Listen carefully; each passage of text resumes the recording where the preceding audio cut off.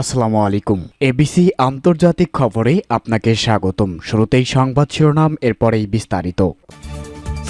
পুরো মধ্যপ্রাচ্য জুড়ে বাজছে তৃতীয় বিশ্বযুদ্ধের দামামা, আর এর মধ্যেই আমাদের হাতে এসে পৌঁছেছে গুরুত্বপূর্ণ আন্তর্জাতিক সংবাদ। শুরুতেই শিরোনাম, যুদ্ধবিরতির পর ঘরে ফিরেছেন লেবাননের বাসিন্দারা।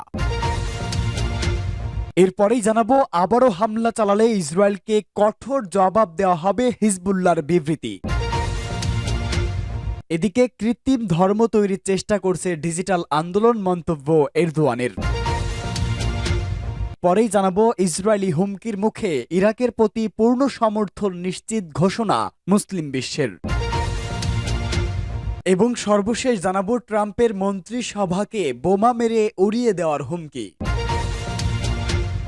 যুদ্ধবিরতির পর ঘরে ফিরছেন লেবাননের বাসিন্দারা। এক বছরের বেশি সময় ধরে চলা সংঘাতের পর লেবাননে যুদ্ধবিরতিতে সম্মত হয়েছে ইসরায়েল। ভোর থেকেই এই যুদ্ধবিরতি কার্যকর হয়েছে, ফলে স্বস্তির নিঃশ্বাস ফেলেছেন দেশটির বাসিন্দারা। পাশাপাশি নিজেদের ঘরে ফিরতে শুরু করেছেন তারা। গতকাল বুধবার এই যুদ্ধবিরতি কার্যকর হয়। আল জাজিরার এক প্রতিবেদনে জানানো হয়েছে, ইসরায়েল এবং হিজবুল্লাহর মধ্যে যুদ্ধবিরতি কার্যকর হয়েছে। বুধবার ভোর 4টার দিকে এটি কার্যকর হয়, ফলে দক্ষিণ লেবাননের বাস্তুচ্যুত বাসিন্দারা যুদ্ধবিরতি শুরু হওয়ার কয়েক ঘন্টার মধ্যে তাদের বাড়িতে ফিরতে শুরু করে। ইসরায়েলি সামরিক বাহিনী লেবাননের পূর্ব অঞ্চলের বাসিন্দাদের ঘরে ফেরার ব্যাপারে সতর্ক করেছে, তবে তাদের সতর্কতা উপেক্ষা করে হাজার হাজার মানুষ দক্ষিণ লেবাননে পাড়ি দিয়েছে। লেবাননের স্পিকার নাবি বেরি বাসিন্দাদের ঘরে ফেরার আহ্বান জানিয়েছে। তিনি বলেন, আমি আপনাদের ঘরে ফেরার আহ্বান জানাচ্ছি। টেলিভিশনে দেওয়া এক বক্তব্যতে নাবি বেরি এসব কথা বলেন। ইসরায়েলের সংবাদ মাধ্যম টাইমস অফ ইসরায়েল এক প্রতিবেদনে বলা হয়েছে, বুধবার মধ্যরাতে ইসরায়েলের প্রধানমন্ত্রী বেনিয়ামিন নেতানিয়াহু যুদ্ধবিরতি ঘোষণা দিয়েছে। প্রাথমিক অবস্থায় 60 দিনের যুদ্ধবিরতি ঘোষণা করা হয়েছে, যা পরবর্তী সময়ে আরও বাড়ানো হতে পারে।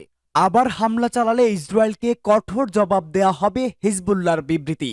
লেবাননের বিরুদ্ধে ইহুদিবাদী ইসরায়েল আবার হামলা চালানোর চেষ্টা করলে তার কঠোর জবাব দেওয়া হবে বলে হুঁশিয়ারি দিয়েছে ইসলামী প্রতিরোধ আন্দোলন হিজবুল্লাহ। সংগঠনটি হাজার হাজার সফল অভিযানে দিশেহারা হয়ে তেল আবিব হিজবুল্লাহর সঙ্গে যুদ্ধবিরতি চুক্তি করতে বাধ্য হওয়ার পর বুধবার এই হুঁশিয়ারি দেয় প্রতিরোধ আন্দোলন। হিজবুল্লাহ বিবৃতিতে সতর্ক করে দিয়ে বলে, লিতানি নদীর দক্ষিণে অন্তত 300টি প্রতিরক্ষা লাইন স্থাপন করেছে সংগঠনটি। এই লাইনে মোতায়েন যোদ্ধারা উচ্চ মাত্রায় প্রস্তুতি নিয়ে রেখেছে এবং তাদের কাছে রয়েছে উপযুক্ত সমরাস্ত্র ও অত্যাধুনিক সাজ সরঞ্জাম। বিবৃতিতে বলা হয়, ইসলামী প্রতিরোধ অপারেশনস রুম নিশ্চিত করেছে যে বিভিন্ন সামরিক সক্ষমতার অধিকারী যোদ্ধারা ইসরায়েলি শত্রুর উচ্চাকাঙ্ক্ষা ও হামলা মোকাবেলা করার জন্য সম্পূর্ণভাবে প্রস্তুত থাকবে।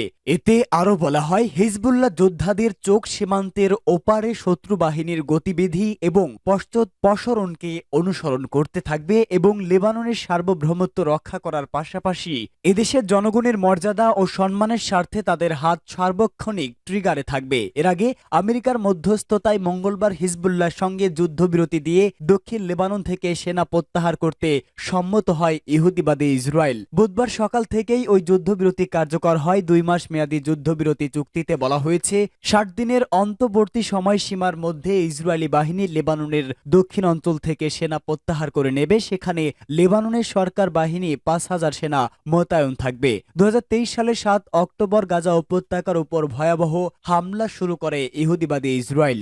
গাজা নিয়ন্ত্রণকারী ইসলামী প্রতিরোধ আন্দোলন হামাসের সঙ্গে একত্রতা প্রকাশ করে সেদিন থেকেই ইসরায়েলের বিরুদ্ধে হামলা চালিয়ে আসছে হিজবুল্লাহ। তাদের হামলায় উত্তর ইসরায়েলের অন্তত 60,000 ইহুদিবাদী অভিবাসী বাস্তুচ্যুত হয়েছে। এছাড়া গোটা ইসরায়েল জুড়ে হিজবুল্লাহর সাম্প্রতিক হামলায় দিশেহারা হয়ে পড়েছে তেল আবিব, আর এতে করেই যুদ্ধবিরতিতে সম্মত হয়েছে নেতানিয়াহু সরকার।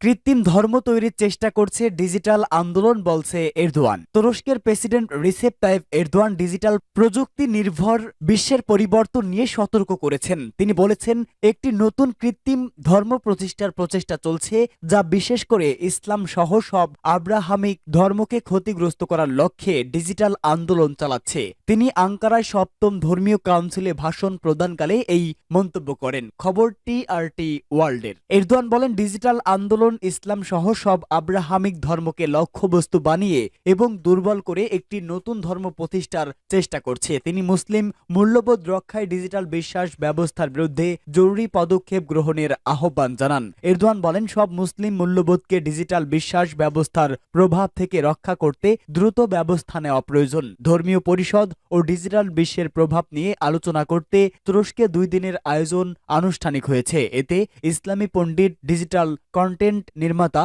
যোগাযোগ বিষয়ক বিশেষজ্ঞ ও এআই বিশেষজ্ঞরা অংশগ্রহণ করেন। এরদোয়ান পশ্চিমা আধুনিকতার বিরুদ্ধে তার উদ্বেগ প্রকাশ করে বলেন, পশ্চিমা আধুনিকতার ভিত্তি রক্তপাত, ঔপনিবেশিকতা এবং হামলার উপর গড়ে উঠেছে। তবে একদিন এটি শেষ হবে এবং মানবিক মূল্যবোধের ভিত্তিতে আমাদের সভ্যতা আবারও পুনর্জীবিত হবে। নাস্তিকতা ও বিভেদের বীজ বপন করে ইসলাম ও মুসলমানদের উপর সরাসরি আঘাত করা হচ্ছে উল্লেখ করে এরদোয়ান বলেন, আমাদের যুব সমাজের মানসিকতার উপর এই আক্রমণকে প্রতিহত করতে হবে। তিনি আরো বলেন, ফিলিস্তিনে যাদের মাধ্যমে গণহত্যা চলছে তারা আমাদের প্রতিনিয়ত আক্রমণ করছে। ডিজিটাল মাধ্যম আজকাল আমাদের সব মূল্যবোধকে ধ্বংস করার অস্ত্র হিসাবে ব্যবহৃত হচ্ছে। বিশেষ করে সামাজিক যোগাযোগ মাধ্যমের মাধ্যমে বর্ণবাদী আন্দোলনকে উৎসাহিত করা হচ্ছে।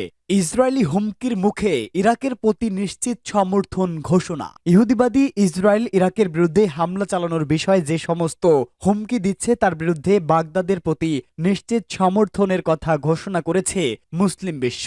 মিশরের কায়রোয় আরব লীগের জরুরি বৈঠক থেকে এই সমর্থনের কথা ঘোষণা করা হয়। মধ্যপ্রাচ্য অঞ্চলে দখলদার ইসরায়েলের হামলা ও ধ্বংসাত্মক যুদ্ধের অবসান ঘটানোর জন্য আন্তর্জাতিক সম্প্রদায়ের হস্তক্ষেপের আহ্বান জানানো হয়েছে এই বৈঠক থেকে। জরুরি অধিবেশনে যোগ দেওয়া আরব লীগের স্থায়ী প্রতিনিধিরা এবং এতে সভাপতিত্ব করেন ইয়েমেন। ইরাকের বিরুদ্ধে সামরিক অভিযান চালানোর বিষয়ে ইসরায়েলের হুমকি নিয়ে অধিবেশনে আলোচনা করা হয়। বৈঠকে যোগ দেওয়া কর্মকর্তারা এক বিবৃতিতে বলেছেন, বৈঠক থেকে নিন্দা জানিয়ে যা বলা হয়, ইহুদিবাদী ইসরায়েল ওই অঞ্চলে যুদ্ধের বিস্তার ঘটাতে চাইছে। এ অবস্থায় ইরাকের জাতীয় ভৌগোলিক অখণ্ডতা এবং সার্বভৌমত্ব রক্ষার জন্য এই দেশটির প্রতি সমর্থন দেওয়ার প্রয়োজন রয়েছে। বিবৃতিতে আরব লীগের মহাসচিবের প্রতি আহ্বান জানিয়ে বলা হয়েছে, ইসরায়েলি হুমকির বিষয়টি যেন তিনি আরব লীগের পক্ষ থেকে জাতিসংঘ নিরাপত্তা পরিষদকে অবহিত করেন। ট্রাম্পের মন্ত্রিসভাকে বোমা মেরে উড়িয়ে দেওয়ার হুমকি। যুক্তরাষ্ট্রের প্রেসিডেন্ট নির্বাচনে জয় পেয়েছেন সাবেক মার্কিন প্রেসিডেন্ট ডোনাল্ড ট্রাম্প। এরপর নতুন সরকারের মন্ত্রিসভায় বিভিন্ন জনের নাম সামনে এসেছে। এরই মধ্যে ট্রাম্পের মনোনীত বেশ কয়েক মন্ত্রীকে বোমা হামলার হুমকি দেওয়া হয়েছে। বিবিসির এক প্রতিবেদনে এই তথ্য জানানো হয়েছে। মার্কিন কেন্দ্রীয় গোয়েন্দা সংস্থা FBI জানিয়েছে তাদের নজরে এ ধরনের বেশ কয়েকটি হুমকি ও ভুয়া ফোন কল এসেছে। এসব ফোন কলে মনোনীত মন্ত্রীদের বাড়িতে পুলিশ পাঠানোর মতো পরিস্থিতি তৈরি হয়েছে। বিবিসির প্রতিবেদনে জানা যায়, অন্তত 9 জন মনোনীত মন্ত্রীকে এ ধরনের হুমকি দেওয়া হয়। এসব মন্ত্রীরা ট্রাম্পের প্রতিরক্ষা, আবাসন, কৃষি ও শ্রম মন্ত্রণালয়ের দায়িত্ব পেয়েছেন। এছাড়া জাতিসংঘে ট্রাম্পের মনোনীত মার্কিন রাষ্ট্রদূতকেও বোমা হামলার হুমকি দেওয়া হয়। পুলিশ এরই মধ্যে এসব ঘটনার তদন্ত শুরু করেছে। ট্রাম্পের ট্রানজিশন টিমের একজন মুখপাত্র ক্যারোলিন লেভিট জানান, ট্রাম্পের মনোনীত ব্যক্তিরা এবং তাদের পরিবার হিংসাত্মক ও বিদেশি হুমকির লক্ষ্যবস্তুতে পরিণত হয়েছে। এসব ব্যক্তির নিরাপত্তা নিশ্চিত করতে আইন শৃঙ্খলা রক্ষাকারী বাহিনী দ্রুত পদক্ষেপ নিয়েছে বলেও জানান তিনি বলেন, কোনো ধরনের বিপজ্জনক আক্রমণ রিপাবলিকানদের নির্দিষ্ট লক্ষ্যবস্তু থেকে দূরে রাখতে পারবে না।